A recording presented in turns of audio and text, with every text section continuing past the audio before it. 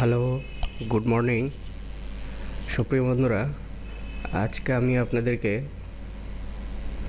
Basic VLOOKUP function এবং এইচলুকআপ ফাংশনের ব্যবহার দেখাবো এবং তার সাথে ডাটা ভ্যালিডেশনের যে রিলেশন, যে তার সাথে কীভাবে ডাটা ভ্যালিডেশন দিয়ে কাজ করা যায় সেটা দেখাবো।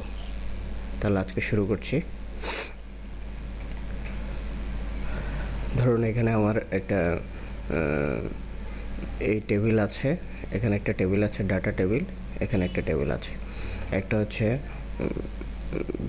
ভিলুকআপ ফাংশন ইউজের জন্য, আর একটা হচ্ছে এই হরিজন্টাল লুকআপ ফাংশন ইউজ করার জন্য। তাহলে আমি ভিলুকআপ ফাংশনটা দেখাচ্ছি আপনাদেরকে। আমি কিবোর্ডে ইকুয়াল টু দেব, ইকুয়াল টু ভিলুকআপ। আমি আবার বলে নিচ্ছি, ভিলুকআপ ফাংশন হচ্ছে একটা ডাটা, মানে একটা ডাটা টেবিল থেকে রিকোয়ারমেন্ট বেসিস কিছু ডাটা সর্টিং করে নিয়ে আসার জন্য ইউজ করি। সেটা কিনা আমরা ভার্টিক্যালি লুকআপ করতে পারবো যেটা, আর এস লুকআপ হচ্ছে হরিজন্টালি লুকআপটা করা যায় ভ্যালুটা, সেটা দেখাচ্ছি। ইকুয়াল টু ভিলুকআপ দিলাম, ফার্স্ট ব্র্যাকেট, এখানে আমরা ফার্স্ট ব্র্যাকেট দিলাম, তারপর কমা। বলছে যে লুকআপ ভ্যালু হচ্ছে, আমি লুকআপ ভ্যালু বলতে হচ্ছে আমি যেমন কি কার লুকআপ ভ্যালুগুলো নিয়ে আসবো, যেমন কি যে রুহুল, এই নামগুলো লুকআপ ভ্যালু নিয়ে আসবো কোথা থেকে, কোন টেবিল থেকে, টেবিল অ্যারে বলতে এখানে যে লেফট সাইডে আমি যে টেবিলটা তৈরি করলাম টেবিল অ্যারেটা দিয়ে দিলাম পুরোপুরি। এটা একটা টেবিল,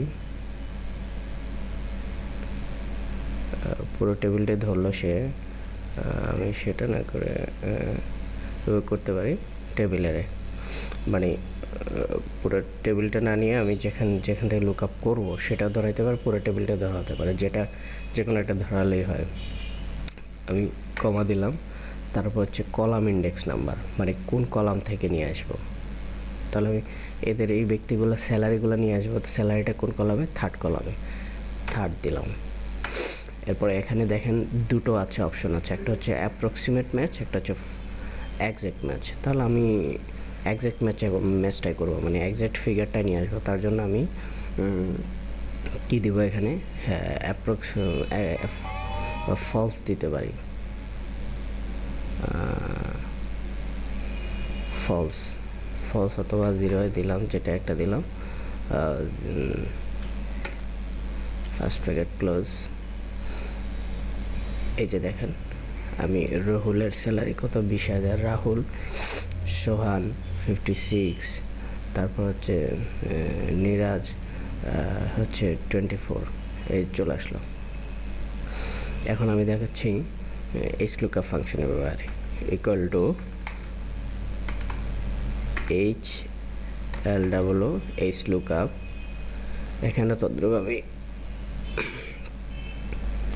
এই লুকআপ ভ্যালুটা কোথা থেকে করবো, এখান থেকে দেয় এই ব্যক্তিগুলো। ইকুয়াল টু এইচলুকআপ,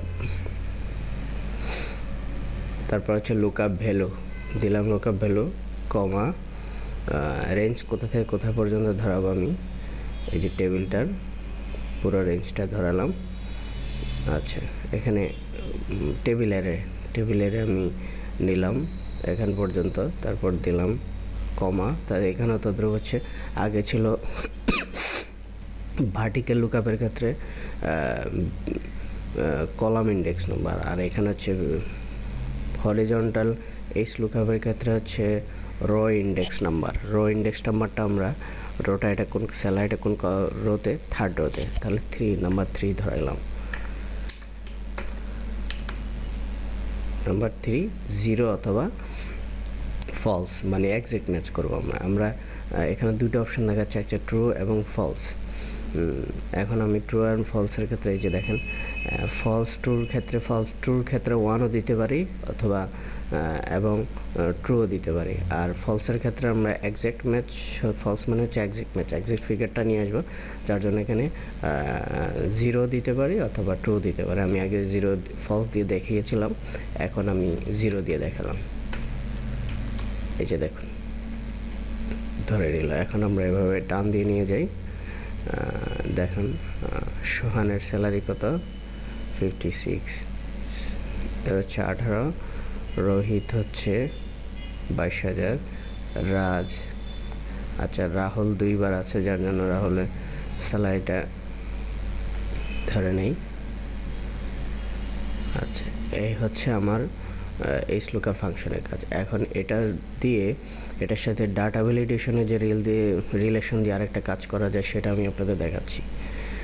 ডাটা ভ্যালিডেশনের লিস্ট দিয়ে কাজ করতে হলে আমি ফার্স্টে হোম ট্যাবে এখানে ডাটাতে যাব। ডাটা ট্যাব থেকে হচ্ছে ডাটা ভ্যালিডেশনে যাব। তারপর ডাটা ভ্যালিডেশনে গিয়ে এই যেখানে ডাটা ভ্যালিডেশন দেখেন, গিয়ে আমরা একটা লিস্ট ফাংশন ইউজ করবো। এই যে লিস্ট সোর্স, কোন সোর্সে দিব, ignore blank, cell drop down, দুটোই অপশন টিক দিয়ে দিলাম, এই দুইটা। তারপর হচ্ছে দিলাম এই লিস্টটা থেকে এখানে লিস্টটা সিলেক্ট করে দিলাম, ওকে দিলাম, এই যে চলে আসলো।